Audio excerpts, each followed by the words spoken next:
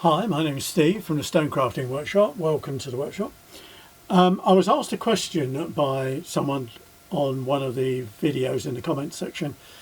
Should you wear a face mask when you're carving small stones and pebbles using a rotary type carver, a Dremel type carver, they're generally called? And if so, why? Well, the short answer is, and they also asked about, should you always use a water feed? Should you always have extraction? So it's quite a complicated question, really.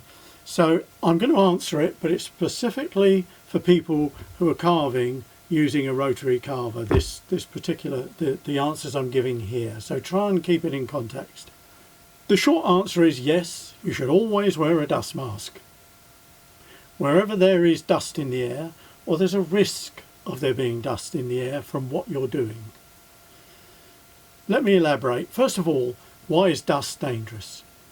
Well, dust comes in different levels of safety. So, and the reason for that is the shape of the minute dust particles varies according to different types of stone. So in general, for example, the shape of the dust particles that come off of limestone are fairly benign. It's considered a non-hazardous stone to work because the dust particles are roundish and smoothish or angular, like little sort of smoothed off cubes, that kind of shape. But then there are other stones that are more dangerous, sandstones for instance, and granites. And the reason is that those stones have quartz in them, and some of them have a lot of quartz. So, for example, sandstone has minute particles coming off it that are very jagged, very, imagine small smashed up granules of glass. It's kind of like that. And dust like that is more likely to damage your lungs because it'll scratch and cut into the lining of the lungs. Granite is going one stage further because it's got a lot of quartz crystals in it, and the minute, if you ever see a photograph, in fact you can Google a photograph of quartz dust and it looks like a kind of scary science fiction sea urchin. That's the best way I can describe it. And if you look at that, you'll know why you don't want it going into your lungs. It's got loads of spikes and sharp points on it, and that type of dust will lodge into the lining of your lungs and your throat and what have you. The other type of dust that comes off of quartz that's very dangerous is platelets, which are, it was described to me as an apprentice as being like the shape of your hand, you know, flat in profile but coming to a kind of point, and this edge being quite sharp, and it was described to me as being just like a spear point. Think about it. And of course really dangerous dust is something like asbestos, and if you see a photograph of asbestos dust, it's like little needles.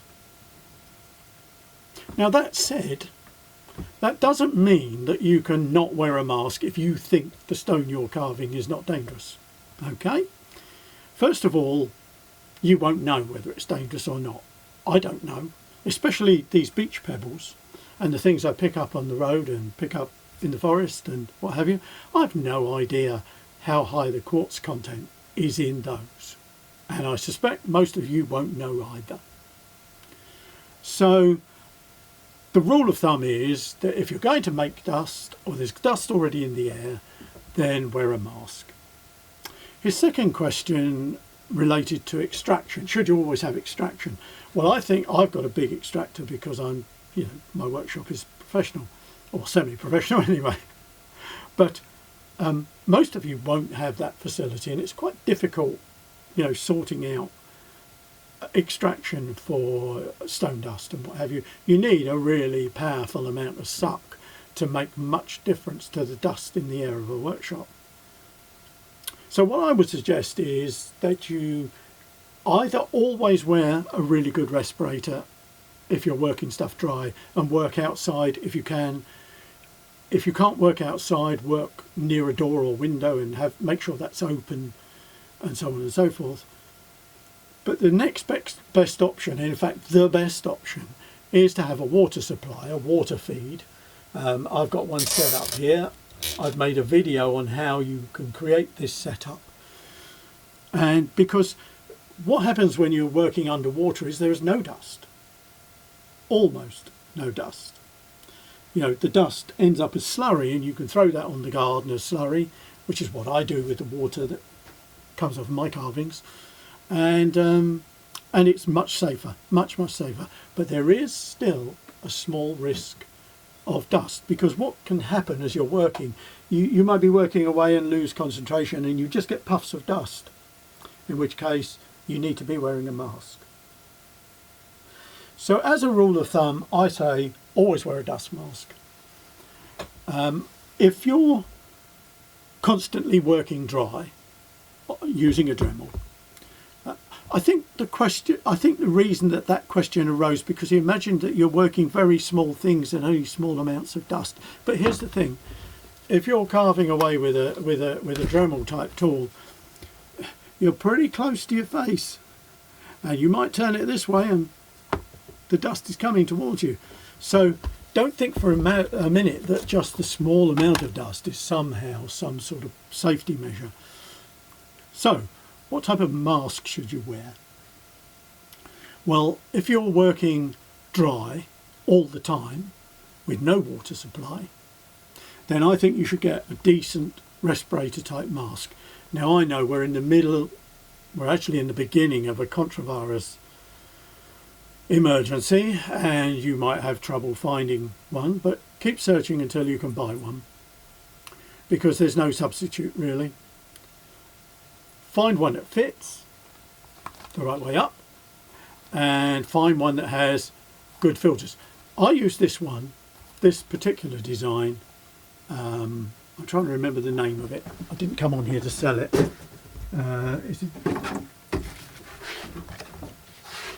It's an Eclipse GVS.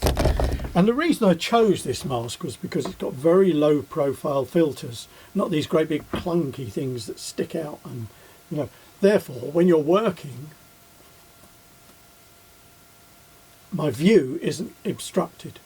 It also, incidentally, is the best mask I've ever worn. I love it. I really enjoy it, and I hardly notice it's on.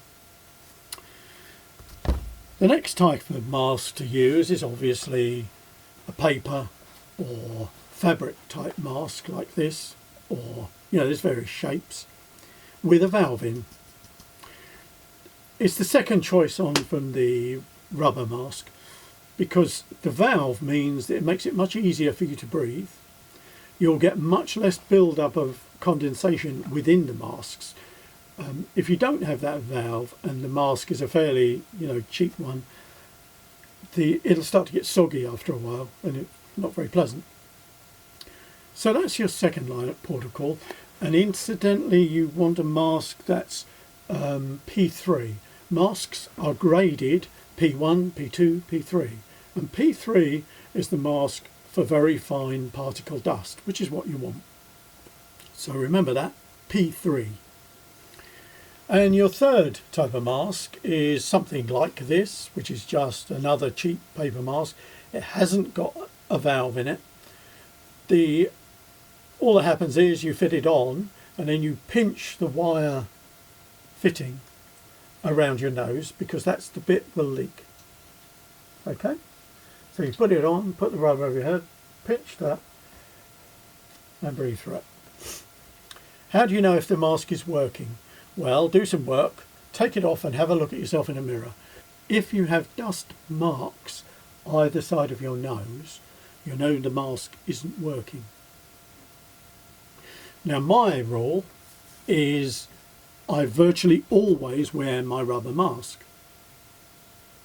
But I'm now trying to preserve, these have got new filters in it. By coincidence, I put brand new filters in it a couple of weeks ago. And I'm trying to preserve those, and I'm going to use this when I go into supermarkets and things.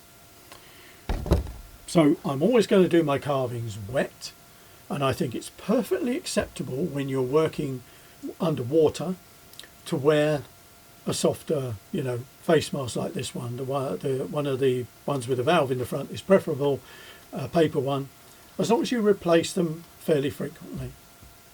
Some of them say single use only, and if you're going to do, you know, half a day's work carving on a rotary grinder, that's all it's going to last. So you're going to have to buy quite a few of them. So I hope I've helped you there. Going back to extraction, if you can do extraction, do that as well. I hope that's been of some help and clears things up for you, and I hope it clears up any doubt. You know, wear a mask when it's dusty. Simple as that. Thanks for watching. Hope it's been useful. If this has been useful for you, please give me a thumbs up. If you want to see me actually make things in stone and marble and what have you, then please subscribe to the channel.